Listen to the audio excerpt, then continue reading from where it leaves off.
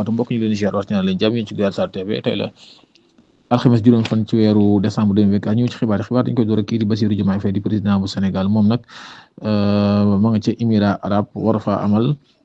angan nga xamante ne ci tey jii ci 5 décembre ba 6 décembre la fa war a nekk nga xamante ne ci li ko fa yóbbu rek mooy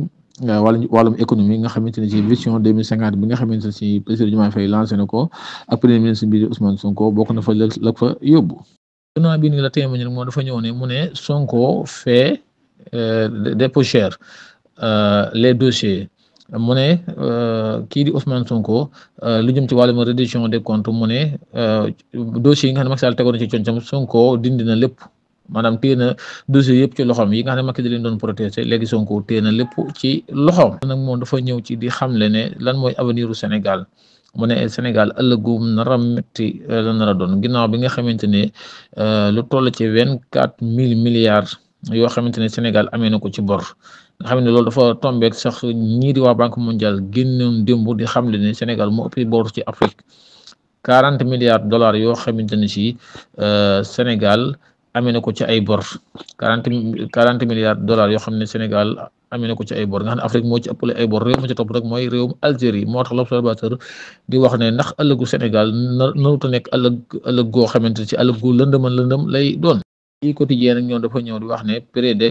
3 millions de barils produits un mois mu ne ñii di waa Sangomar nag produit nañ baril de pétrole lu toll ci 3 millions. nga xamante ne si ne ñoom ñi nga xam ne fii ak 2025 bëgg nañ produit lu toll ci 16 millions yoo xamante ne si ñi pétrole lay doon nga xam ne dañu ko dugal ci marché international bi ñu xam ne léegi ñoom ñooy waa Sangomar. dafa ñu ne pourquoi les carburants et l'électricité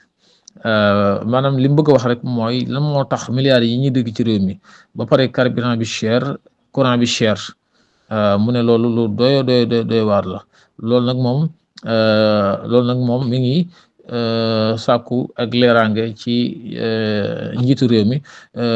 milliards yi ngay dégg ci réew mi ba pare yow carburant bi mën a cher courant bi cher. wàllum conseil des ministres la ñuy waxtaanee démb nag bañ koy amal gouvernement bi nag xam ne nañ ne yàggutul dara conseil des ministres dañ ko amal ci atum 2025 nga xam ne waxagun ban date la. waaye conseil des ministres kii di Ousmane Sonko war na koo amal ci atum 2025 démb ba ñuy amal conseil des ministres la président de la république bu Sénégal di Diomaye Faye xamle loolu. nag dañoo ñëw di xamle ne campagne gerte gi tey jii tijji nañ ko tey nga xamante ne ci gouvernement bi fixé woon nañ ko ci juróom-benn fukk ak dërëm campagne bi nag commencé na tey jii waaye nag ñi nga xamante ne si ñoo war a jënd gerte gi muy waa Descos ak ñañu àndal ñoom nag ñi ngi wax ne ñi ngi woo banques yi daal pour ñu ànd ak ñoom pour ñu gunge leen benn financement nag gisaguñ ko te loolu nag war na maanaam nar naa yéex lool ñoom nag ñi ngi sàkku ci banques yi ñu gunge leen ba ñu mën a def seen campagne bu normal ki nga xamante ni mooy El Hadji Malick Ndiaye di président assemblée nationale bu bees bi moom nag dem joxante ne ay lenge kii di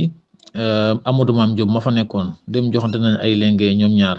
ba El Hadji Malick Ndiaye nag moom remercier na ñi di waa Pastef bu baax a baax rendre fa hommage kii di Ousmane Sonko ak ki nga xam ne mooy Fadilou Keita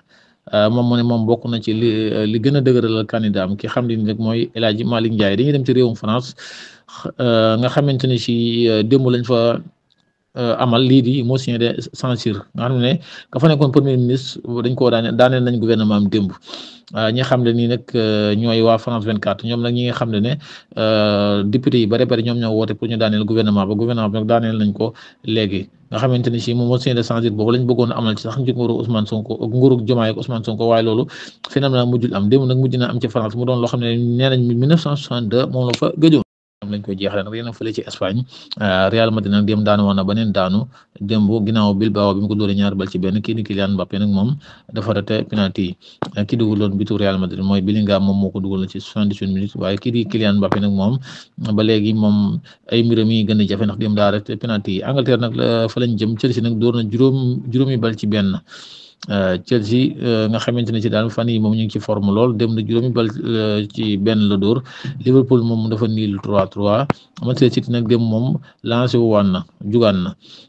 ñetti bal ci dara la dóor démb mbokk yi dañuy yemale fii xibaar xam naa dañ ñëw ci yeneen xibaar yéen ci Guyaar Sarr bi dina ñaan ngeen abonné te partager